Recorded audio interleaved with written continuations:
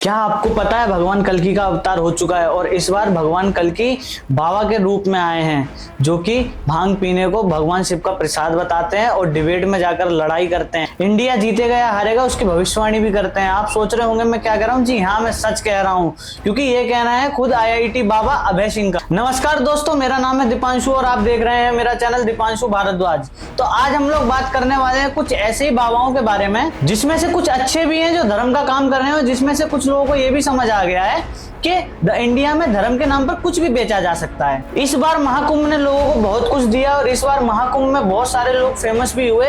उनमें से ही एक है हमारे IIT बाबा अभय सिंह। अभय हरियाणा के निवासी हैं और IIT मुंबई से इन्होंने स्पेस इंजीनियरिंग भी की है और कुछ समय तक इन्होंने जॉब भी की है, जिससे साफ पता चलता है कि इंटेलिजेंट आदमी भी है और समझदार भी है। जहां जाना लोगों का सपना होता है वहां ये जा चुके हैं। उसे छोड़कर ये बाबा वाली लाइन में आ गए हैं। बात है उस समय की जब न्यूज एंकर महाकुंभ में जाकर बाबाओं का इंटरव्यू ले रहे थे, तो उनमें से एक थे अभय सिंह, IIT बाबा। लोगों को लग रहा है कि अभय सिंह के पास बहुत ज्ञान है, वो इसलिए फेमस हुए, लेकिन नहीं, वो इसलिए फेमस हुए हैं क्योंकि उनके नाम के आगे IIT लगा हुआ है। इससे एक बात और समझ आती है कि आज भी पढ़ाई की कीमत कितनी है।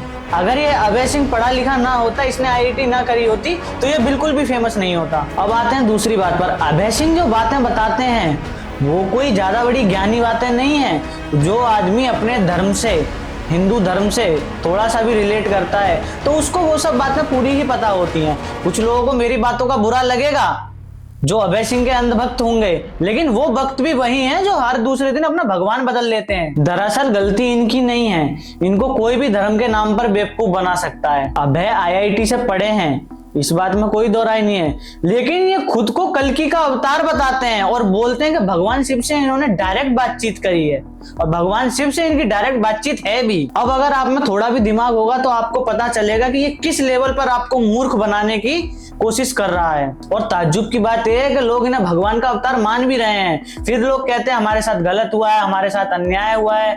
आज तक बहुत सारे बाबा आए हैं, ऐसा कौन सा बाबा है जिसने खुद को भगवान बताया हो? आप होते कौन है खुद को भगवान बताने वाले? ऐसा क्या है आप में जो आप भगवान हैं? आज जब मामला आगे बढ़ गया तो न्यूज नेशन वालों ने बाबा को डिबेट के लिए बुलाया, जहां पे कई सारे बड़े बड़े धर्मगुरु थे। आपने वो वीडियो देखा भी होगा।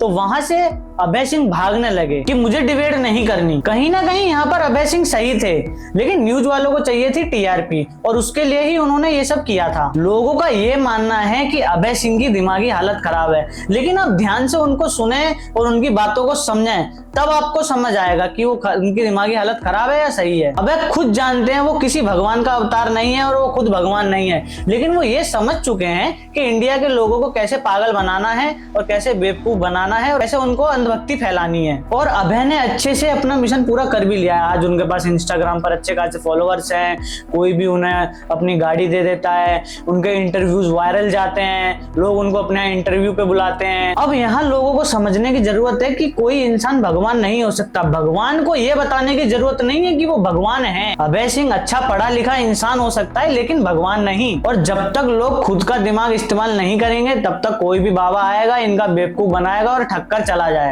अब बात जब बाबाओं की हो रही है तो उसमें सबसे ऊपर आते हैं वृंदावन के प्रेमानंद जी महाराज। वो इतने बड़े संत होकर भी उन्होंने आज तक ये नहीं कहा कि वो भगवान हैं। उन्होंने सिर्फ हमेशा ये बताया है कि भगवान से मिलने का रास्ता और हम भगवान के दास हैं। उन्होंने कभी ये नहीं कहा कि वो भगवान है। वो इंसान को सच्चाई के रास्ते पे और अच्छाई के रास्ते पे चलना बताते हैं और लोगों को भक्ति से जोड़ रहे हैं। और प्रेमानंद जी महाराज ये काम बखूबी कर भी रहे हैं। आजकल रील्स का जमाना है और रील्स पे अगर फेमस होना है तो आपको ऐसी बातें बोलनी पड़ेंगी जिससे आप मीम पे वायरल हो जाओ। तो उनमें से ही एक आते हैं अपने पूकी बाबा, जिनका नाम तो आपने सुना ही होगा।